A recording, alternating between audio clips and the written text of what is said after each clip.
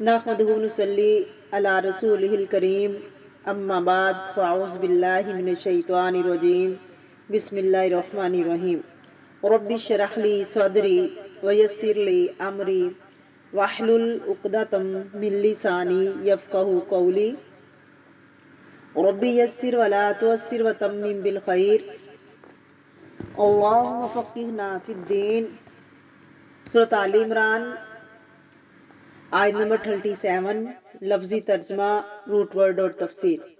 فتقبلہا، پس قبول کر لیا اسے، ربہا، اس کے رب نے، بقبول، قبول کرنا، حسن، اچھا، وانبتہا، اور اس کی پرورش کی یا نشو نما کی۔ اس کا روٹ ہے نون با تا، پروان چڑھانا، اگانا، یہاں مراد پرورش کرنا۔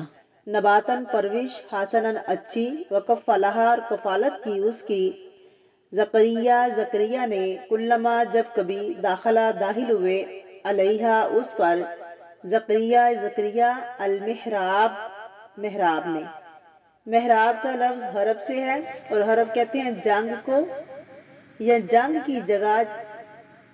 کس سے جنگ؟ شیطان سے۔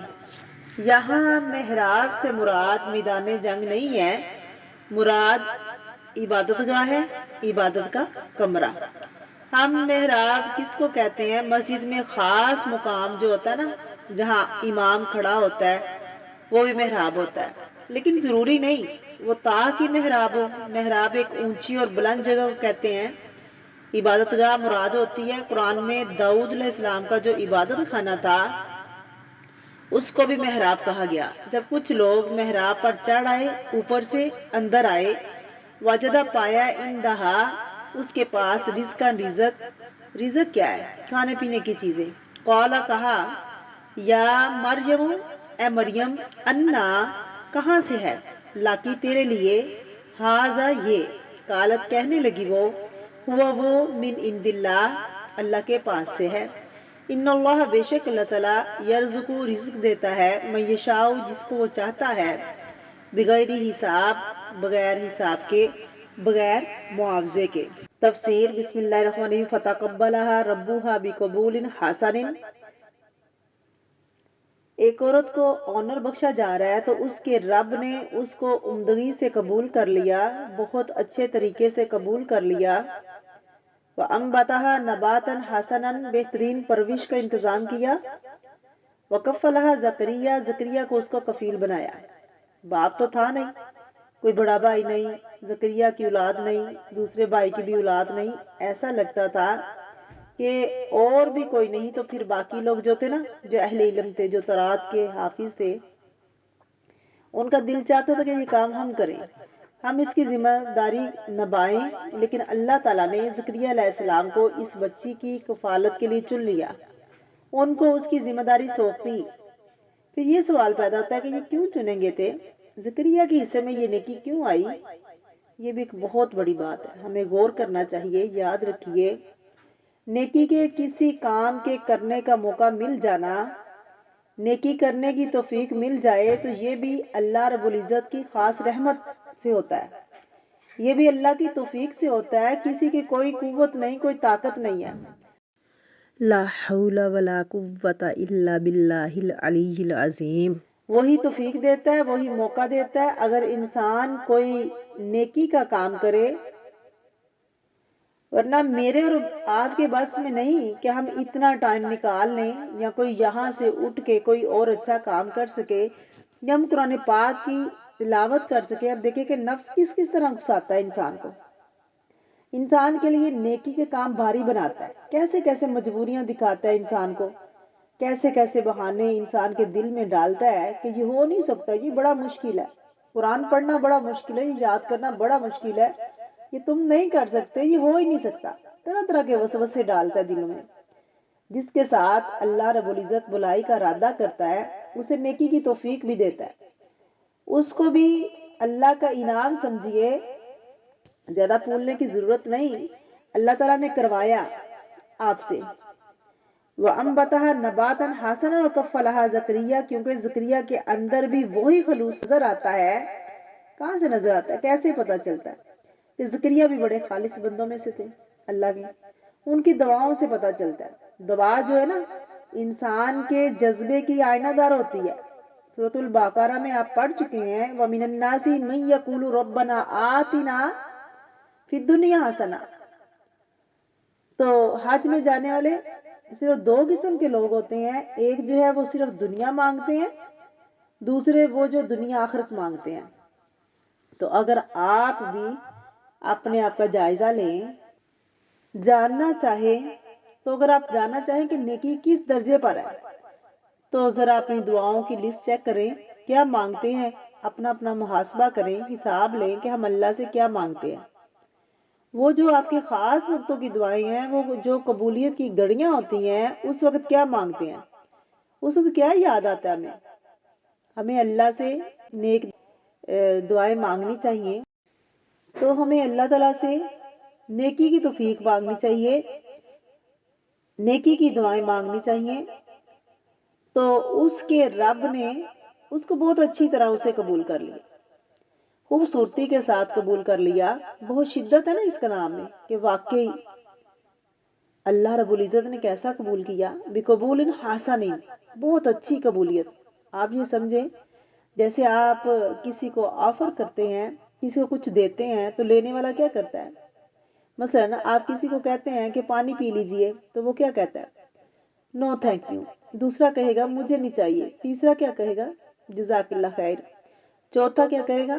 سمائل بھی دے گا اور وہ اس کو قبول بھی کر لے گا، شکر گزار بھی ہوگا، سمائل بھی دے گا اور لے گا بھی۔ تو اس میں فرق ہے نا۔ تو اس میں قبول حسناً کون سا ہے؟ جس میں خوشی بھی اور مسکراہٹ بھی، اور قبول بھی اچھے طریقے سے لینا بھی ہے۔ اللہ سبحانہ وتعالیٰ نے اسے قبول کر لیا، کیا اللہ تعالیٰ کو ضرورت تھی؟ نہیں۔ اگر کوئی یہ کہے کہ میں دین کا کام کروں گی، اللہ تعالیٰ کو ضرورت تھی؟ نہیں۔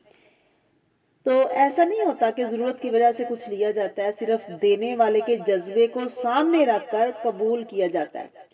تو جب اللہ رب العزت نے اس بچی کو قبول کیا تو یہ قبولیت خوبصورت قبولیت تھی، اس وجہ سے تھی کہ جو دعا کرنے والی ہے اس کا دل اتنا خوبصورت تھا، جو دیکھنے والی کا دل ہے وہ بہت خوبصورت تھا، اس کا انداز خوبصورت تھا، اس کے جذبات خوبصورت تھے۔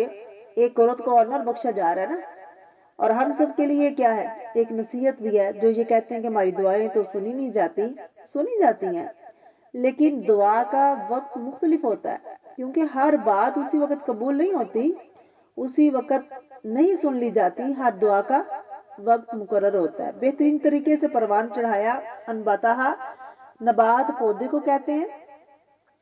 آپ پودے کو اچھی طرح اب اگانا، یعنی بعض دفعہ بیج ڈالتے ہیں تو کیسے پودا نکلتا ہے؟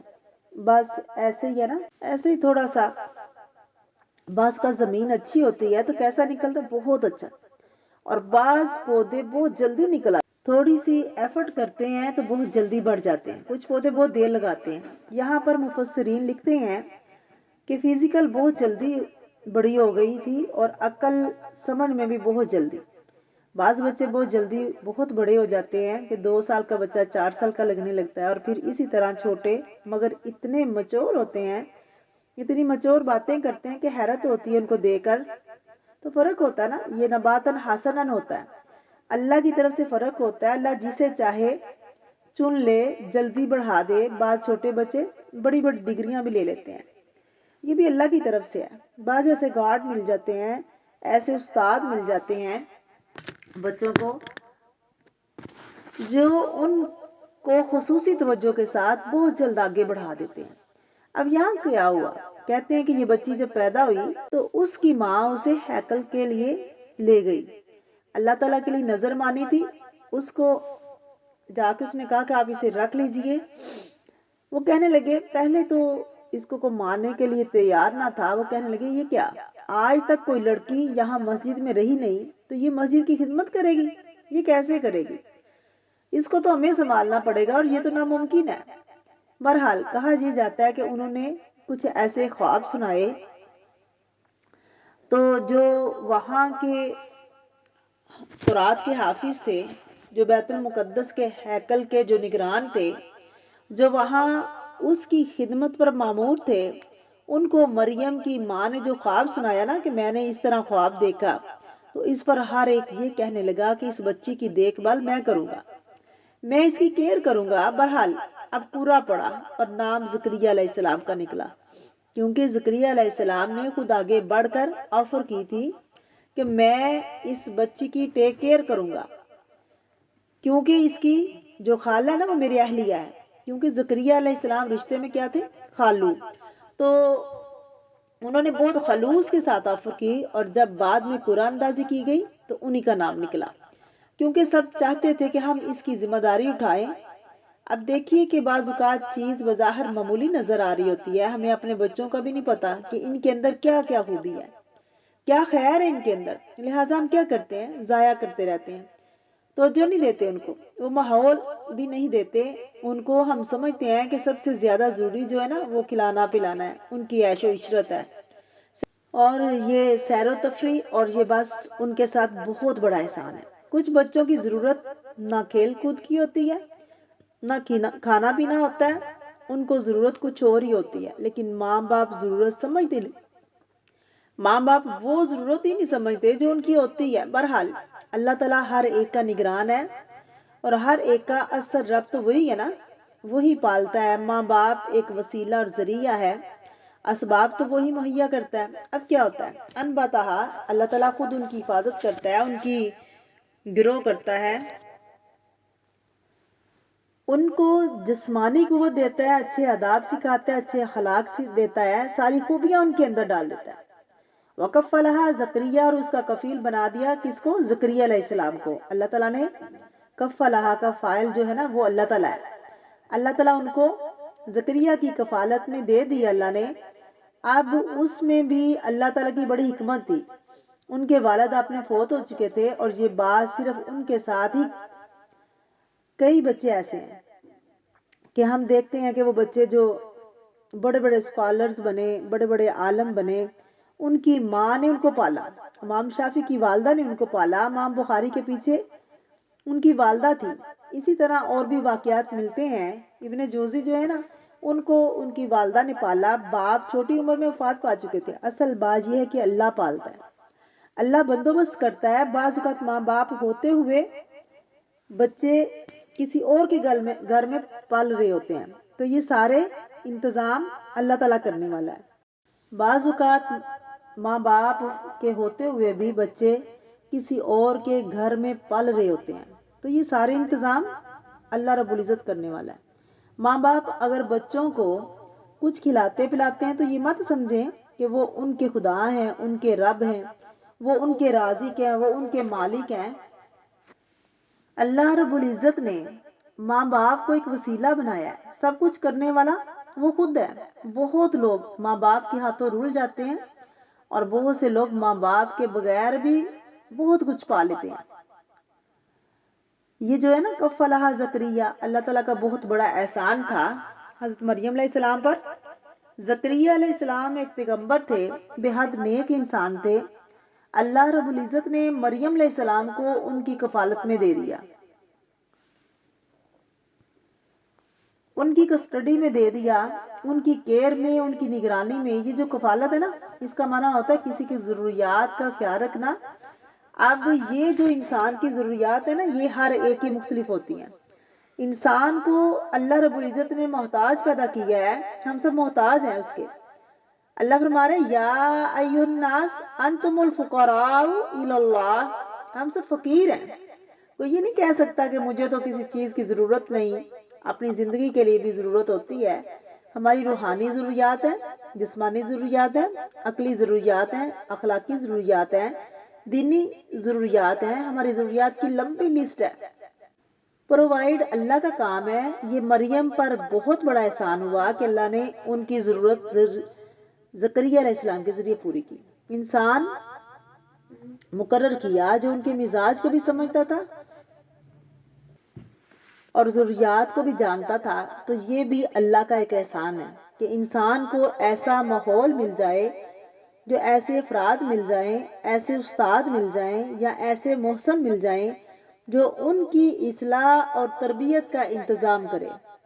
پہلے زمانے میں اگر ہم اپنی تاریخ کو دیکھیں تو کیا ہوتا تھا کہ بچے بہت چھوٹے ہوتے تو مائیں جو تھی نا ان کو جس شیخ کو پسند کرتی تھی ان کے پاس چھوڑ آتی تھی. دودھ پیتے بچوں کو ماں لے کر شیخ کی مجلسوں میں حاضر ہوا کرتی تھی.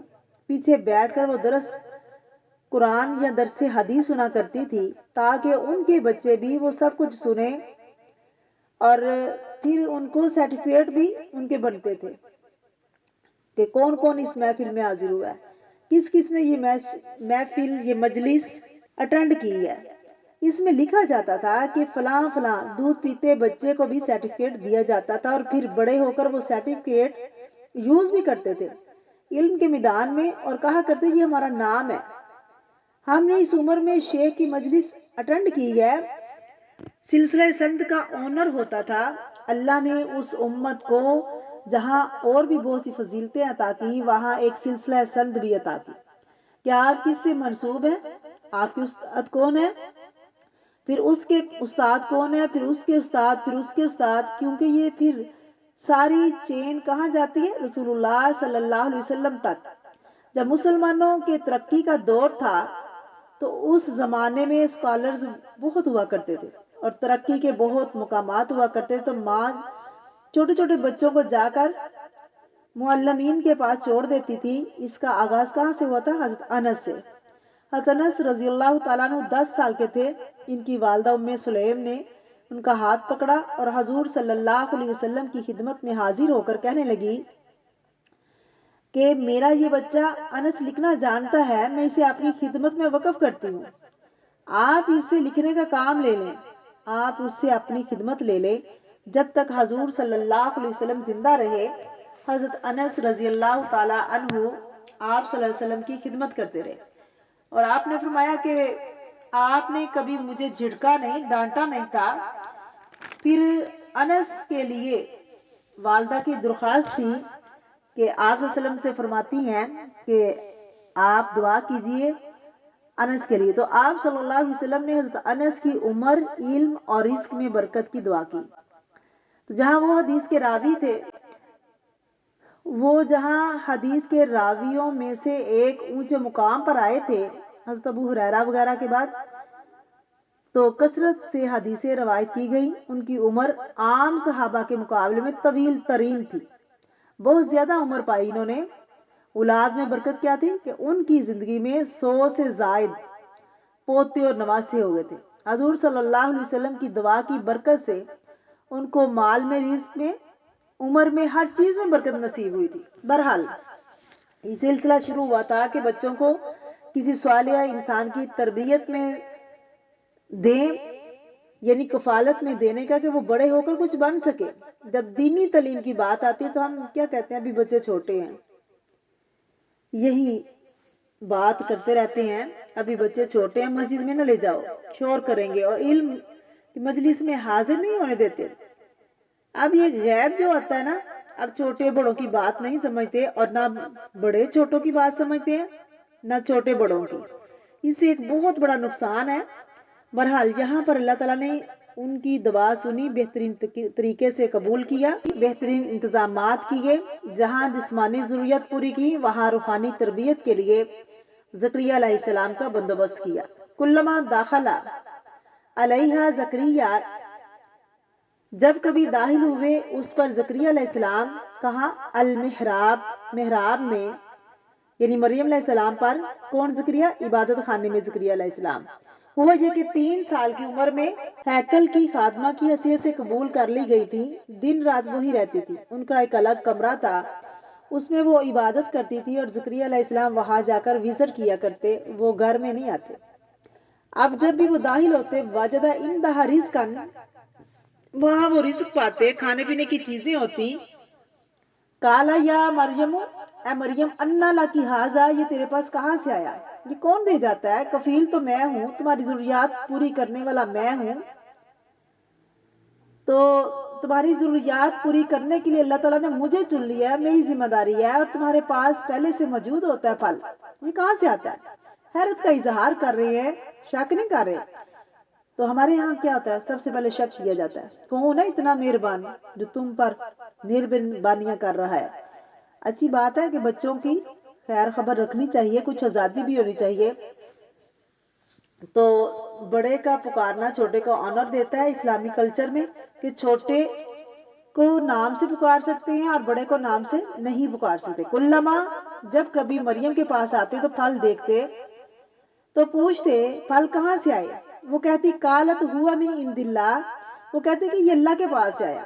اس کا یہ مطلب نہیں کہ آسمان سے اترتا تھا جیسے بارش اترتی ہے یا کوئی فرشتہ رکھ جاتا ہے، یا جو بھی سبب تھا وہ اللہ کی طرف سے تھا، چاہے کوئی انسان ہی رکھ کے جاتا، اللہ ہی انسانوں کے دل میں ڈالتا ہے۔ وہ کسی کی خدمت کرتے ہیں، وہ ذریعہ کا نام نہیں لاتی ہے کہ کون لاتا ہے، وہ کہتی ہے ہوا من عند اللہ، یہ اللہ کے پاس سے آتا ہے، وہ کھلاتا ہے، وہ پلاتا ہے۔ ان اللہ یرزق من یشاء بغیر حساب، بے شک اللہ رب العزت جس کو چاہتا ہے بغیر حساب کے رزق عطا کرتا ہے۔ اب بغیر حساب میں کیا ہے؟ انلمیٹڈ، ان گن، بغیر معاوضے کے۔ قرآن میں آتا ہے کہ اللہ تعالیٰ کھلاتا ہے، کھلایا نہیں جاتا، اس کو نہیں ہم کھلاتے۔ بندے جب کھلائیں تو کھلانا بھی پڑتا ہے۔ اگر دنیا میں آپ کی کوئی دعوت کرتا ہے تو پھر آپ بھی اس کی دعوت کرتے ہیں، اگر نہ کریں تو کیا ہوتا ہے؟ تعلق ختم، آئندہ نہیں وہ بلائے گا۔ لیکن اللہ رب العزت کی ذات یطعم ولا یطعم، وہی کھلاتا ہے لیکن اس کو کھلایا نہیں جاتا، اس کو کھلانا نہیں پڑتا۔ تو کوئی ہم میں سے نہیں کھلاتا، نہ ضرورت ہے اس کو کھانے کی، وہ رب العالمین ہے، اور نہ ہی وہ معاوضہ مانگ رہا ہے ہم سے۔ ان اللہ یرزق من یشاء بغیر حساب، وہ جسے چاہتا ہے بغیر حساب کے رزق عطا کرتا ہے۔ اسی سے مانگنا چاہیے، اسی سے دعا کرنی چاہیے کہ اللہ ہمیں بندوں کا محتاج نہ کرنا، اپنے در کا محتاج کرنا۔ اللہم اکفنی بحلالک عن حرامک واغننی بفضلک من سواک، آمین۔ سبحانک اللہم و بحمدک، اشہد ان لا الہ الا انت، استغفرک و اتوب الیک۔ السلام علیکم ورحمۃ اللہ وبرکاتہ۔